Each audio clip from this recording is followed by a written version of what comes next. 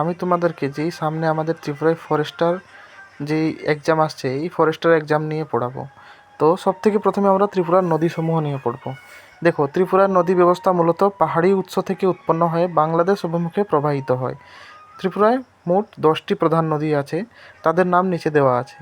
দেখো, এখানে কিছু নদী উত্তর বাহিনী, কিছু পশ্চিম বাহিনী, আর কিছু নদী দক্ষিণ পশ্চিম বাহিনী নদী। তো তার মধ্যে উত্তর বাহিনী নদীগুলো হলো আমাদের খোয়াই, ধলাই, মনু, জুরি, লঙ্গাই ও দেও নদী। আর পশ্চিম বাহিনী নদীগুলো হলো আমাদের গোমতী নদী ও হাওড়া নদী। আর দক্ষিণ বাহিনী নদী হলো আমাদের মুহুরী এবং ফেনী নদী। দেখো, আমাদের নদীর নামগুলো নিচে তাদের দৈর্ঘ্য এবং উৎস আর প্রবাহের দিক নিচে লেখা আছে। যেমন আমাদের মনু নদী। মনু নদীর দৈর্ঘ্য কত? মনু নদীর দৈর্ঘ্য হলো 167 কিলোমিটার। আর উৎস হলো শাখান রেঞ্জ, মনে রাখতে হবে। আর এই নদীটা উত্তরমুখী নদী। নেক্সট হলো আমাদের গোমতী নদী। গোমতী নদীর আমাদের দৈর্ঘ্য হলো 133 কিমি। আর এটার উৎস হলো রাইমা ও শর্মার মিলনস্থল। আচ্ছা, রাইমা ও শর্মা নিয়ে আমাদের একটা কাহিনীও আছে, যা গল্প বইতে আমরা অনেকে পড়েছি। রাইমা শর্মা 2 বোন ছিল, আর এক অজগর সাপ যে এসে ওদের টংঘর বানিয়ে দিয়েছিল। পরে ওই রাইমা শর্মার বাবা মেরে ফেলেছিল অজগর সাপকে। তারপর ওই যে রাইমা শর্মার নাম অনুসারে 2টা নদী এসে যেখানে মিলন হয়, ওই 2 নদীর মিলনের ফলে গোমতী নদীর সৃষ্টি হয়। এই গোমতী নদী পশ্চিমমুখী নদী। নেক্সট হলো আমাদের খোয়াই নদী। এর দৈর্ঘ্য দেখো 166 কিলোমিটার। তাহলে আমাদের যে সেকেন্ড হাইয়েস্ট দৈর্ঘ্য হলো সেটা হলো খোয়াই নদীর। আর এর উৎস হলো লংথরে রেঞ্জ। এই নদীটি উত্তরমুখী নদী। দেখো, এখানে ফেনী নদীর কথা বলা হয়েছে। ফেনী নদীটা ইম্পর্ট্যান্ট আছে আমাদের ফরেস্ট এক্সামের জন্য, কারণ ফেনী নদীর উপর মৈত্রী সেতু বানানো হয়েছে। দেখো, ফেনী নদীর দৈর্ঘ্য কত? 116 কিমি। আর এটা কোন পাহাড় থেকে? লুসাই পাহাড় থেকে, যা আমাদের লংথরের দক্ষিণ অংশে অবস্থিত। এই নদীটি দক্ষিণ পশ্চিমমুখী নদী।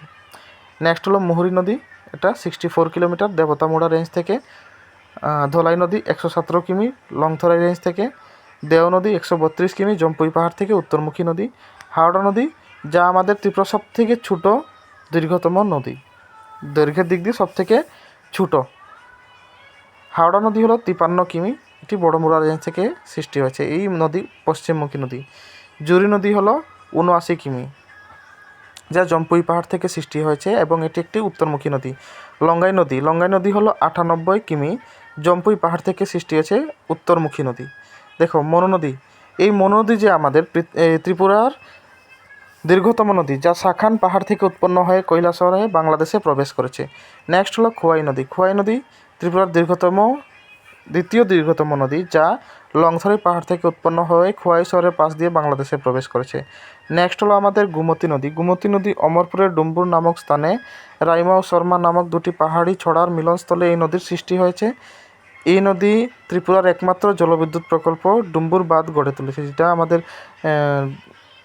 গন্ডাছড়ায় অবস্থিত, নারকেলকুঞ্জ নামে প্রখ্যাত। ওখানে একটা আইল্যান্ড আছে যার নাম কোকোনাট আইল্যান্ড।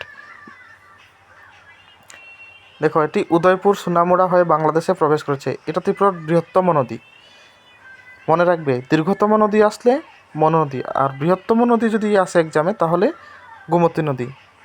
নেক্সট, দেও, জুরি, লঙ্গাই নদী। এই 3টি নদী রাজ্যের পূর্ব প্রান্তে অবস্থিত। সর্বোচ্চ পাহাড় শ্রেণী যে আমাদের জম্পুই পাহাড়, এ থেকে উৎপন্ন হয়েছে। ধলাই নদী, এটি লংথরাই পাহাড় থেকে উৎপন্ন হয়ে আমবাসা ও কমলপুর দিয়ে উত্তর অভিমুখে প্রবাহিত হয়েছে। নেক্সট হলো আমাদের ফেনী নদী। ফেনী নদী কি? ফেনী নদী বলেছিলাম আগেও। ফেনী নদীতে আমাদের বিখ্যাত মৈত্রী সেতু তৈরি করা হয়েছে। দেখো, এটি ভারত ও বাংলাদেশের মধ্যে একটি গুরুত্বপূর্ণ আন্তর্জাতিক সীমান্ত নদী হিসাবে কাজ করে। সাব্রুম মহকুমার পাশ দিয়ে প্রবাহিত এটি বঙ্গোপসাগরে পতিত হয়েছে। আচ্ছা, বাকি নদীগুলো আমাদের বাংলাদেশে গিয়ে অন্যান্য নদীর সাথে মিলিত হয়েছে, কিন্তু ফেনী নদীটা কি ডাইরেক্টলি দেখো বঙ্গোপসাগরে গিয়ে পতিত হয়েছে। ওই নদীগুলো, বাকি নদীগুলো বঙ্গোপসাগরে গিয়েছে কিন্তু ডাইরেক্টলি জানি, কিন্তু ফেনী নদী ডাইরেক্টলি বঙ্গোপসাগরে পতিত হয়েছে। মুহুরী নদী দেবতামুড়া পাহাড় থেকে উৎপন্ন হয়ে বিলোনিয়া শহর জুড়ে দক্ষিণ পশ্চিমে বাংলাদেশে প্রবেশ করেছে। আচ্ছা, দেখো, এখান থেকে কিছু ইম্পর্ট্যান্ট প্রশ্ন আমাদের যা পড়তে হবে। ত্রিপুরার দীর্ঘতম নদী কোনটি? জানি সবাই আমরা, মন নদী। এর দৈর্ঘ্য হলো 167 কিলোমিটার।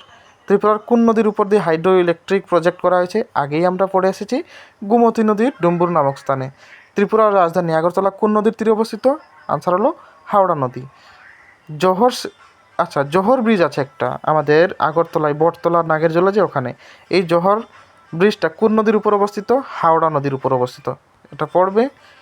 তারপর আমাদের দেখো, ত্রিপুরার দ্বিতীয় দীর্ঘতম নদী কোন নদীটি? আমরা জানি এর আনসার খোয়াই নদী। ত্রিপুরার ক্ষুদ্রতম নদী কোনটি? হাওড়া নদী। বিখ্যাত ভুবনেশ্বর মন্দিরটি কোন নদীর তীরে অবস্থিত? গোমতী নদীর তীরে অবস্থিত। আর ত্রিপুরার বিখ্যাত পৌষ সংক্রান্তি মেলা বা ডুম্বুর মেলা কোন নদীর কোন নদীর উৎসের কাছে অনুষ্ঠিত হয়? গোমতী নদী। ত্রিপুরার কোন নদীটি পূর্ব থেকে পশ্চিমে প্রবাহিত হয়েছে? গোমতী নদী। রাইমা শর্মার মিশ্রণে কোন নদীর সৃষ্টি? গোমতী নদীর। এই ছিল আজকে আমাদের নদী সম্বন্ধিত কিছু টপিক, যা তোমরা অবশ্যই পড়বে।